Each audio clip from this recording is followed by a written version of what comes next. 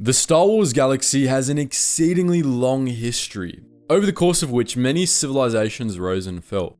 Some, like the Republic, were largely peaceful or content to mind their own business so long as others minded theirs. But others were vicious expansionist empires, tools of the dark side that would stop at nothing to conquer all in their path.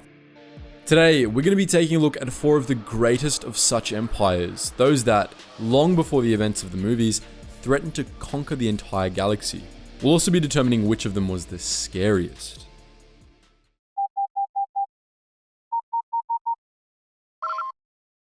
Attention, Sergeant on deck! The first civilization we're going to take a look at is the Infinite Empire, the ancient domain of the Rakata. This one far predates all of the others. It was founded 35,000 years before the Battle of Yavin and lasted for about 10,000 years. Unlike any of the other civilizations in this video, the Infinite Empire ruled virtually unopposed for thousands of years, and it controlled much of the galaxy for longer than any other known civilization, save only the Republic. They were terrifyingly powerful. Their Starforge granted them virtually infinite material resources for use in their conquest, and they were advanced enough to terraform entire worlds. They fought a war with the Celestials, ancient beings who created entire solar systems, and they actually won.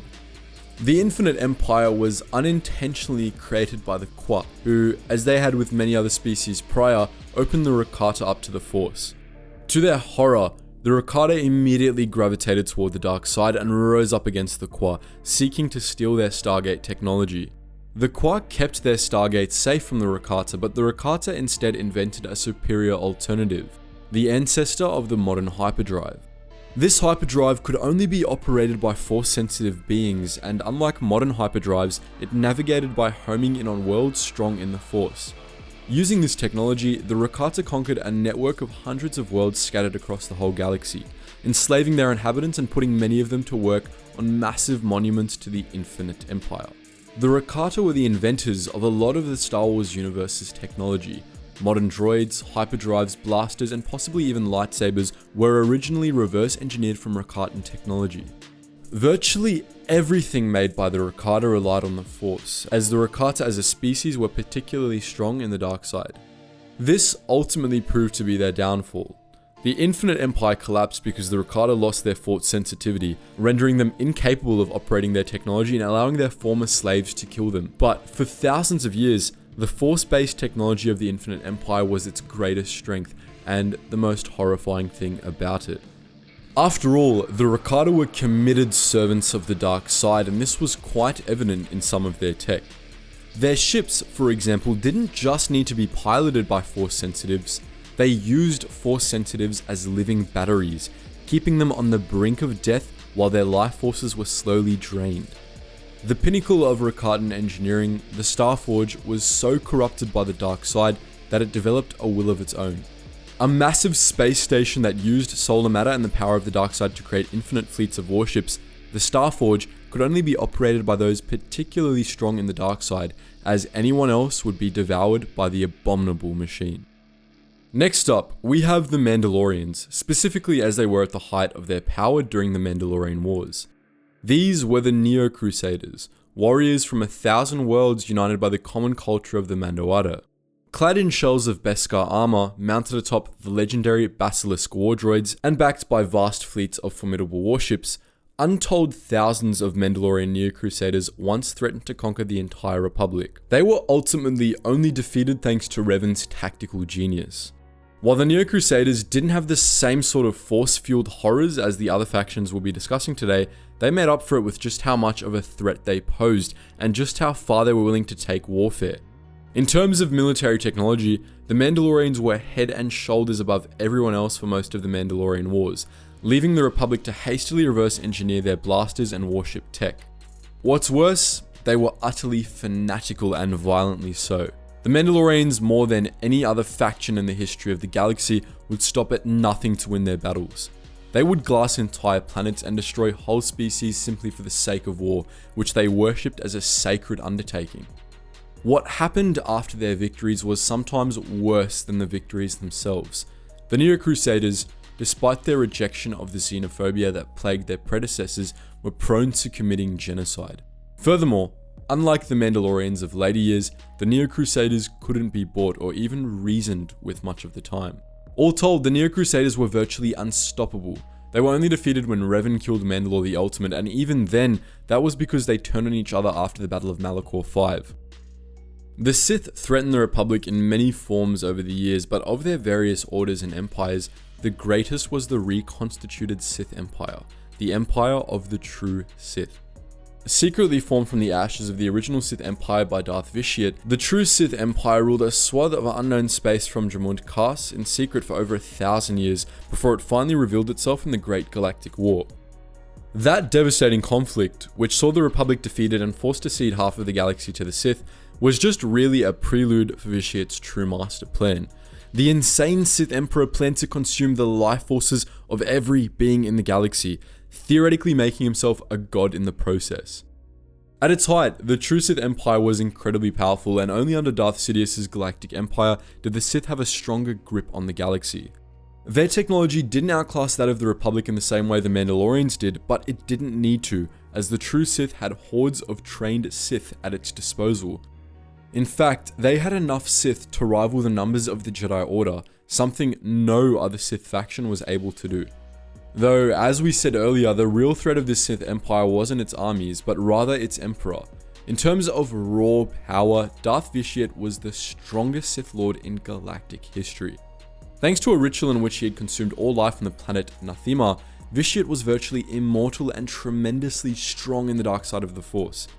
His presence in the Force was said to be like a black hole, so utterly dark and so fearsomely powerful that just sensing it could drive Force sensitives insane. But that wasn't enough for Darth Vitiate. He wanted to become a god, and he planned to do so by consuming the whole galaxy. Ultimately, his hunger for power led him to destroy his own empire, but we'll get to that in a bit. But this empire had an even more terrifying threat than its emperor, the ones who followed him. To these true Sith, what was best for the galaxy was not balance, as desired by the will of the Force, but chaos. They sought to unleash an endless war, to plunge civilization into an infinite cycle of death and destruction, for they believed this would allow the strongest to emerge. What's more, their version of war was far more extreme than even the Neo-Crusaders. The sheer horror of their battles turned entire planets into gaping wounds in the Force. To them, unspeakable atrocities like the Battle of Malachor V were simply how they waged war.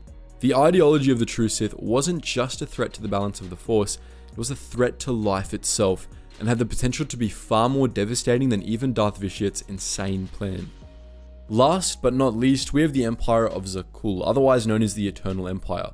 The Eternal Empire was also ruled by Darth Vitiate, this time under the guise of Emperor Valkorion, a secondary body that came to host his spirit when the Jedi destroyed his original. Valkorion had built up the Eternal Empire as a secret backup plan to the Sith Empire. Based at Zakul, the Eternal Empire had the resources of a large swath of the unknown regions at its disposal, and Valkorion intended for it to last forever. The Eternal Empire was quite powerful, though it was also pretty bland as far as Star Wars factions go. Like the Sith Empire, it had a massive fleet at its disposal as well as an order of Force sensitives, the Knights of Zakul. Valkorion's sons, Arkan and Thexan, were also a force to be reckoned with, as they had inherited the tremendous Force power of their father. At its height, the Eternal Empire was able to subdue both the Republic and the Sith Empire, and for a short period of time, it had effective control over most of the galaxy. But that control was short-lived. The Eternal Empire was dependent upon Valkorion, and when he was finally killed, it was greatly weakened. It faded and ultimately imploded less than a decade after his death. Now that we've laid our 4 factions out on the table, let's get around to answering this video title's question. Which of them was the scariest? The least terrifying of these 4 factions is the Mandalorian Neo-Crusaders. The Neo-Crusaders were fearsome, and the combination of their brutal tactics, superior technology, and fanaticism made them a tremendous threat to the Republic, but they couldn't really compare to the horrors unleashed by the other 3 empires. Though they unwittingly served the dark side, they knew next to nothing of the Force, and this greatly limits just how terrifying they could be. The power to destroy a planet is insignificant next to the power of the Force, after all, and while the Neo-Crusaders were brutal and well equipped, that power wasn't theirs to command. At number 3, we have the Eternal Empire. Honestly, the only scary thing about this empire was Valkorion. By and large, the Eternal Empire was rather uninteresting, especially when you compare it to virtually every other Star Wars faction that's not from the sequel trilogy. But it did have Valkorion, and it scores some points there. Even if he's an overrated character, he was incredibly powerful, incredibly evil, and quite insane. And when you give that sort of person an extremely powerful empire, well, suffice to say, the galaxy was lucky the Outlander came along and killed the guy. Our second place spot goes to the Infinite Empire. The Rakata were one of the most brutal species the galaxy had ever seen, and it's pretty damn terrifying to imagine them with control of it for 10,000 years. They use their power in unspeakable ways, creating technology so soaked in the dark side that it corrupted entire ecosystems. Until a plague stripped them of their connection to the Force, the Rakata were virtually unstoppable thanks to the Starforge, and they proved capable of defeating even the godlike Celestials in war. But not even the Rakata were more terrifying than the true Sith Empire. Vitiate is scary on his own, as is the concept of an immensely powerful evil empire, but it was the ideology of the true Sith that made this faction so terrifying. If Vitiate's schemes didn't get in the way, the true Sith could have easily deafened the galaxy to the will of the Force, destroying the balance of life forever. Some things are worse than death, and a whole galaxy turned into Malachor 5 certainly fits that bill. But what do you think? Do you disagree with our rankings? Do you have your own list? If so, let us know in the comment section below. And just before you go guys, if you want to listen to the music we play in these videos unobstructed, make sure you check out our Relax Jack music channel, first link in the description below. And if you just want to join our wider Geetsly's community, do check out our main Geetsly's Discord and our Geetsly's gaming network where you can join us on Gmod. Anyways guys, as always, thank you so much for watching and I hope to see you in the next video.